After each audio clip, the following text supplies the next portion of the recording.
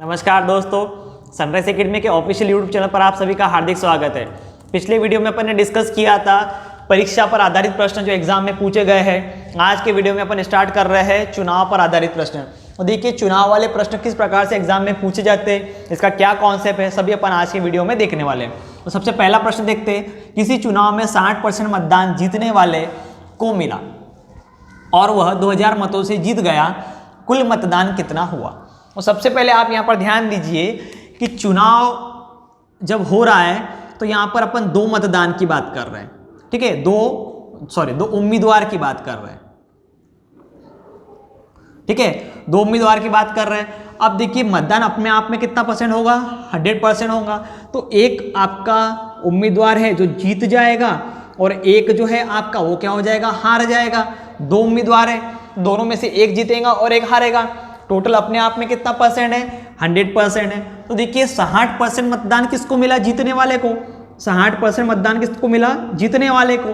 तो बचा कितना आपका, 40% मतदान। और 40% मतदान किसको मिला यहाँ पर, हारने वाले को, ठीक है। और जब जीतने वाला जो उम्मीदवार है, जीतने वाला जो उम्मीदवार है वो कितने मतों से जीत गया, वो 2000 मतों से जीत गया, ठीक है, वो 2000 मतों से जीत गया। अब इसका एक कॉन्सेप्ट समझिए कि आपके जो दोनों मतदाता है जो 100% मतदान दोनों को बंटने वाला है।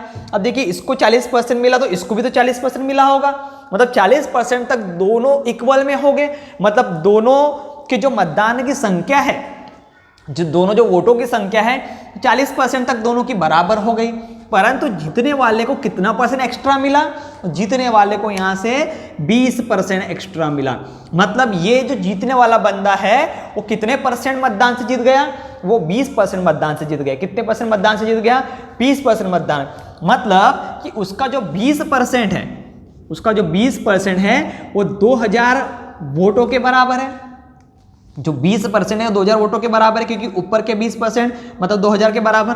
तो 100% किसके बराबर होगा, तो यहाँ पर आप ले लीजिए x, ठीक है, यहाँ से काट लीजिए तो x बराबर 2000 × 100 बटे में कितना आ जाएगा, 20। तो ये कैंसिल हुआ यहाँ से एक बार, तो x बराबर कितना हो जाएगा यहाँ से 0000। तो कुल मतदान कितना पड़ा, तो कुल मतदान आपका 10,000 मतदान पड़े, ठीक है। कुल कितने मतदान पड़े, 10,000 मतदान पड़े, ठीक है। छोटा सा प्रश्न था, कॉन्सेप्ट क्लियर हुआ होगा, ठीक है। चलिए अगले प्रश्न के बारे में डिस्कस करते हैं। किसी चुनाव में 55% मतदान जीतने वाले उम्मीदवार को मिला, ठीक है। दो उम्मीदवार की बात कर रहे हैं, एक को 55 मिलेगा, तो टोटल आपका कितना परसेंट मतदान पड़ता है, 100% मतदान पड़ेगा। तो उसमें से एक जीतेगा, तो जीतने वाले को कितना बोल रहा है क्वेश्चन में, 55%। तो हारने वाले को कितना मिल जाएगा, 45%, ठीक है। तो ये आपका देखिए 55% मतदान किसको मिलेगा, जो बंदा आपका जीत रहा है, और हारने वाले को कितना मिल रहा है, 45%। अब आगे देखिए, और वह 1750 मतों से जीत गया। कौन जीत गया, ये जीत गया। कितने मतों से, 1750 मतों से। अब वही कॉन्सेप्ट आपका कि 45% तक तो दोनों बराबर हो गए, इसको भी 45% मिला है, इसको भी 45% मिला होगा। मतलब जो जीतने वाला बंदा है वो कितने परसेंट मतदान से जीत गया, वो जीत गया आपके 15% मतदान से, सॉरी 10% मतदान से। मतलब ये जो बंदा है आपका 10% मतदान से क्या हो गया, जीत गया। तो 10% मतदान से अगर जीत गया तो उसका जो 10% है, उसका जो 10% है वो किसके बराबर होगा, उसका 10%, जो 10% है 10% किसके बराबर होगा, तो 10% उसका होगा 1750 के बराबर।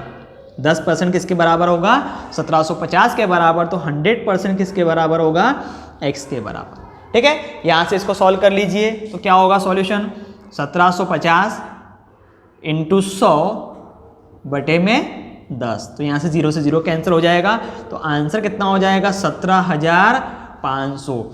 मतलब चुनाव में कुल कितना मतदान पड़ रहा है, चुनाव में मतदान पड़ रहा है 17,500। कुल कितना मतदान पड़ रहा है, 17,500, ठीक है। टोटल 100% मतदान होते हैं। दो उम्मीदवार की बात कर रहे थे अपन, उसमें से एक उम्मीदवार को 55% मिल गया, तो दूसरे को बाय डिफॉल्ट 45 ही मिलना है, जो कि अपने आप में संख्या 100% होती है।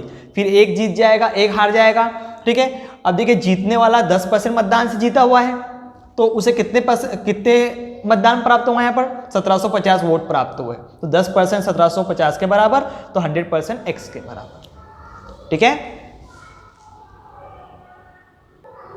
चलिए अगले प्रश्न के बारे में डिस्कस करते हैं। किसी चुनाव में 68% मतदान जीतने वाले को मिला और वह 7200 मतों से जीत गया, कुल कितना मतदान हुआ। ठीक है, तो देखिए सबसे पहले क्या करेंगे अपन, 100% मतदान होगा, उसमें से जीतने वाले को 68% मिलेगा, तो हारने वाले को कितना मिला होगा 32%। ये 32% कैसे आएगा, 100 में से 68 को माइनस करके आपका 32% आ चुका है। ठीक है, अब देखिए 68 वाला क्या होगा आपका, ये जीत जाएगा, 68 वाला क्या होगा, जीत जाएगा, और ये क्या हो जाएगा, ये हार जाएगा। ठीक है, अब देखिए जो जीतने वाला बंदा है उसे 7200 मतदान एक्स्ट्रा प्राप्त हुआ, 7200 मतदान क्या हुआ, उसे प्राप्त हुआ, मतलब वो कितने से जीत गया, 7200 मतों से जीत गया।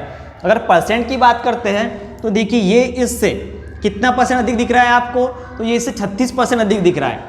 ठीक है, 36% अधिक दिख रहा है, मतलब आपका जो जीतने वाला बंदा है वो 36% से जीत गया, मतलब 32%। देखिए 32 तक तो दोनों इक्वल हो चुके होंगे, इतना समझ में आ रहा है कि इसको भी 32 मिला होगा, तो इसको भी 32 मिला होगा।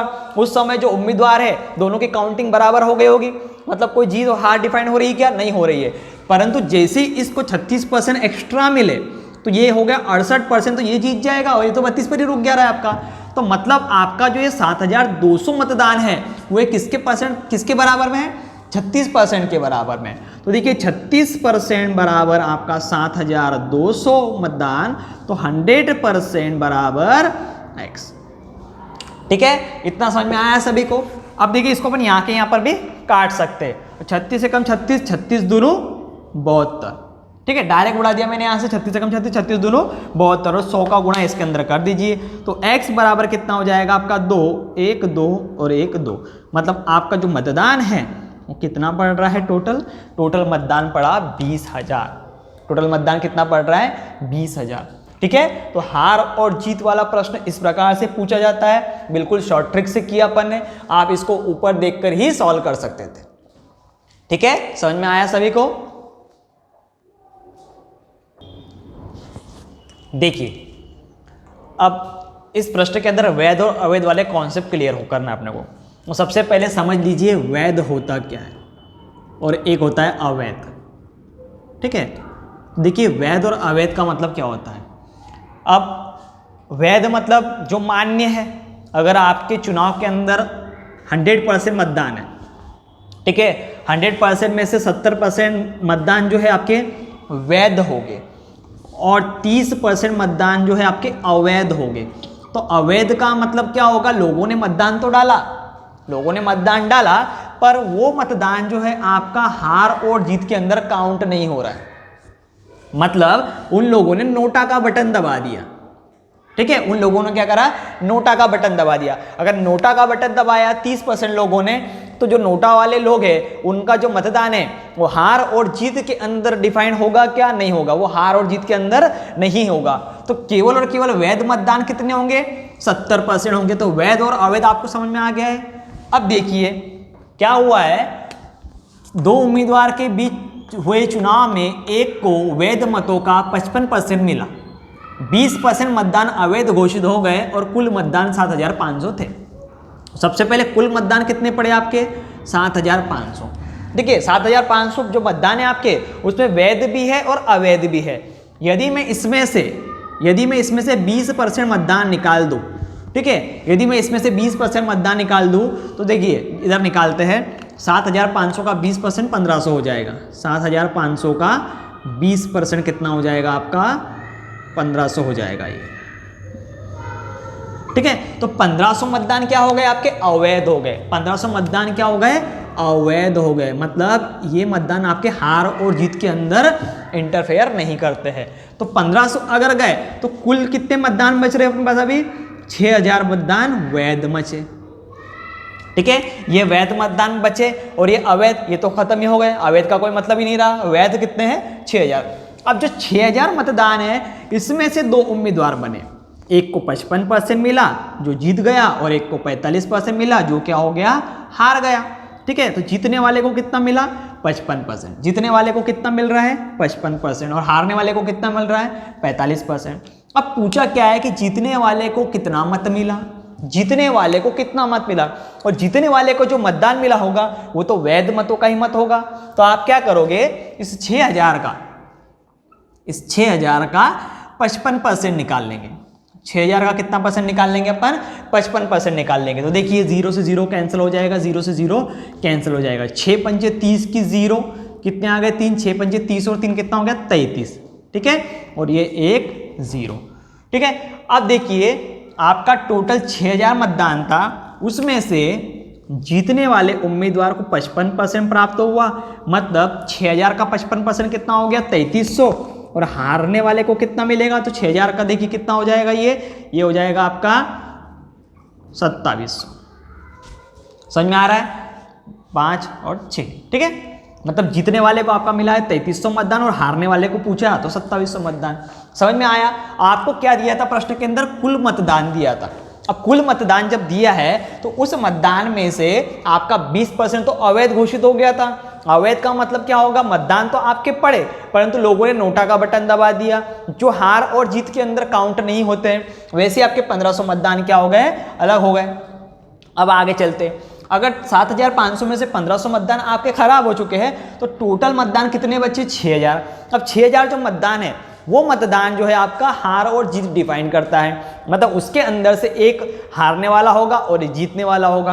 अब आप प्रश्न के अंदर चलिए तो हारने वाले और जीतने वाले की बात करते हैं। तो जीतने वाले मतदान को 55% मतदान प्राप्त हो रहा है, जीतने वाले को कितना मिल रहा है 55%, और वो वैध मतों का मिल रहा है, मतलब 6000 का 55%। तो 6000 का 55% अगर निकाल रहे हो तो जीतने वाले उम्मीदवार को 3300 मतदान आपका क्या हो रहा है, प्राप्त हो रहा है। ठीक है, समझ में आया इस प्रकार का प्रश्न आपका वैध और अवैध वाला भी। चलिए समझते हैं अगला प्रश्न। दो उम्मीदवार के बीच हुए चुनाव में एक उम्मीदवार को वैध मतों का 60% मतदान प्राप्त हुआ। समझ में आ गया, वैध मत और एक अवैध मत। ठीक है, अवैध मतलब नोटा वाला और वैध मतलब आपका हार और जीत को डिफाइन करता है। 20% मतदान क्या हो गए, अवैध घोषित हो गए, और कुल मतदान आपके कितने पड़े 4000 मतदान पड़े। ठीक है, कुल मतदान कितने पड़ रहे हैं आपके 4000। अब देखिए बात करते हैं पहले कुल मतदान की। कुल मतदान मेरे पास में कितने हैं 4000। 4000 में से जो 20% मतदान है आपके क्या हो चुके हैं, वो अवैध हो चुके हैं। अवैध मतलब जो कोई काम के नहीं आए, मतलब आपके 800 मतदान जो है, 800 जो मतदान है आपके वो क्या हो गए, आपके अवैध हो गए। तो आपके पास मतदान कितने बच रहे हैं अभी बच रहे हैं आपके पास में 3200। ठीक है, 4000 में से 800 गए तो कितने बच रहे हैं आपके पास में 3200। अब 3200 वैध मत है। ठीक है, ये देखिए 800 अवैध है और 3200 क्या है, वैध। अब 3200 वैध मत है तो वैध मत का कितना परसेंट, 60% मिला एक उम्मीदवार को। इसका 60% मिला है आपका एक उम्मीदवार को, तो एक को कितना मिला होगा 40% मिला होगा दूसरे को।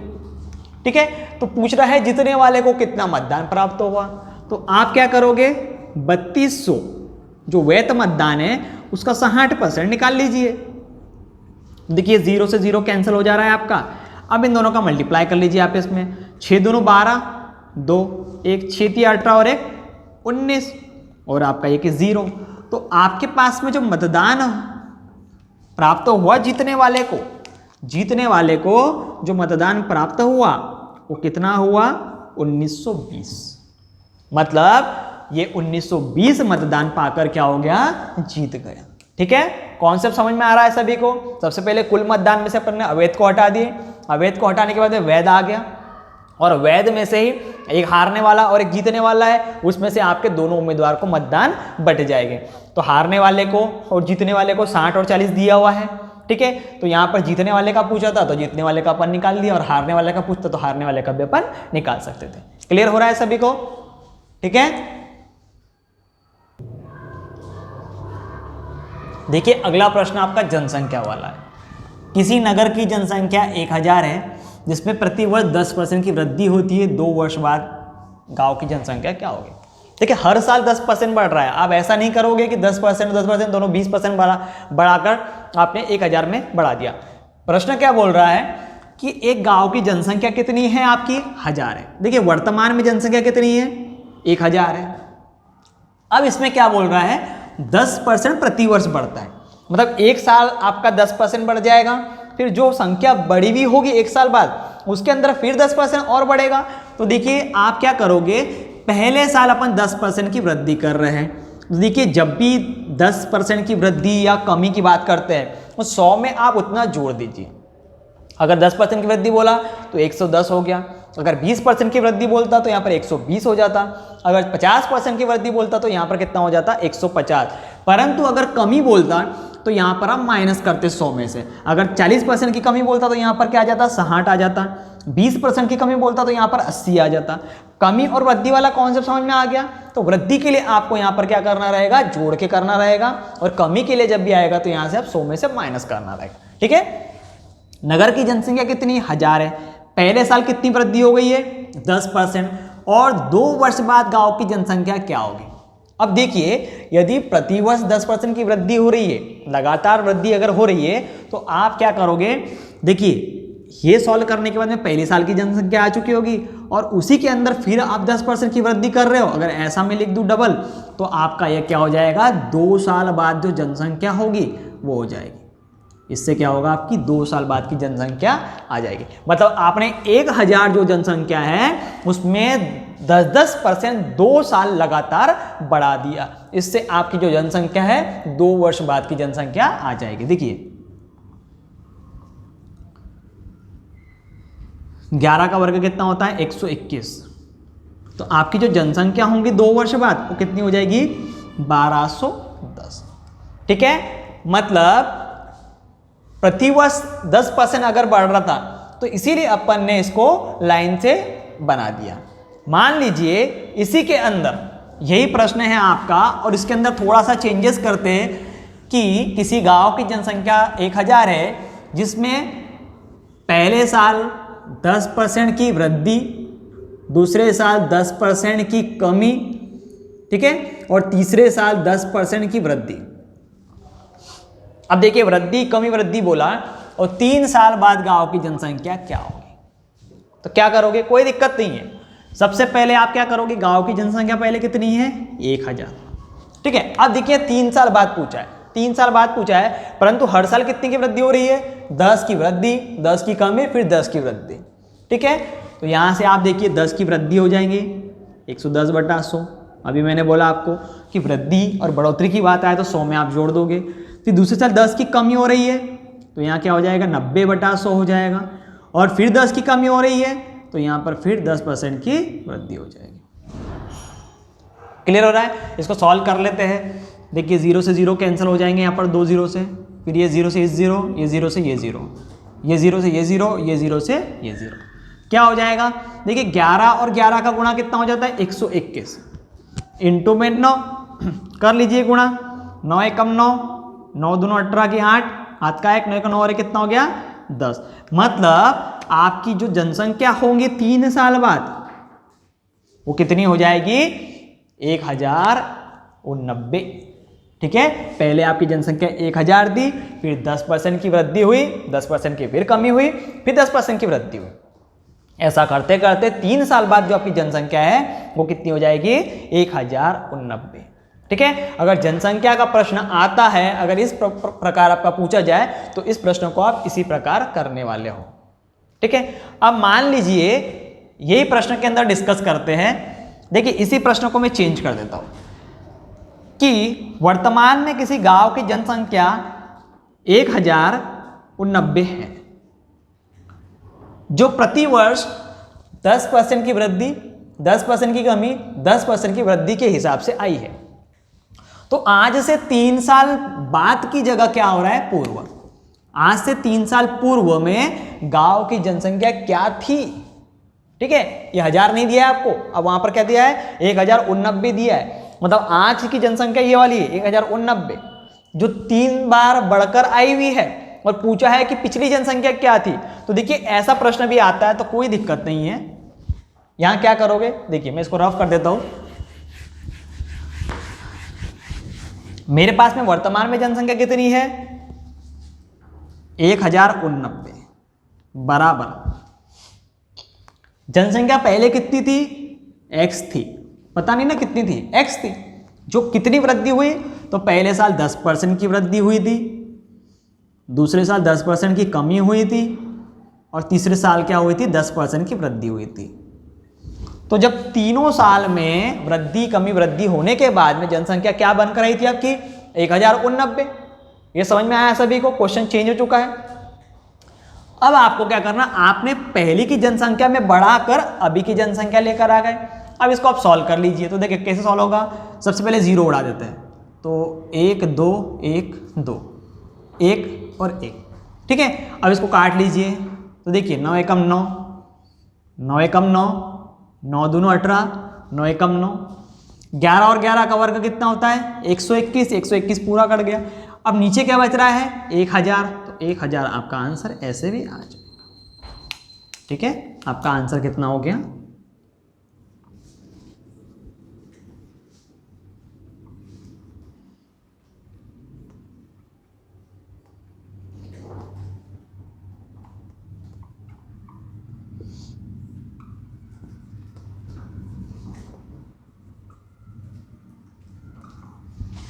3 साल पूर्व की जनसंख्या कितनी थी आपकी, 1000 थी। क्लियर हो रहा है। अगर पुरानी बात पूछता है तो आप कुछ नहीं करोगे, पहली जनसंख्या को अपन ने प्रीवियस को x मान लिया, उसमें वृद्धि कमी वृद्धि करके अभी की जनसंख्या बराबर में रख दिया और सॉल्व कर दिया। अगर अभी की जनसंख्या देता है वो 1000 और 3 साल बाद की जनसंख्या पूछता है तो क्या करोगे, यहाँ पर 1000 रख दोगे और इसको सॉल्व करके 3 साल बाद की जनसंख्या निकाल दोगे, ठीक है। तो बहुत सिंपल प्रश्न है, बस कॉन्सेप्ट क्लियर होना चाहिए।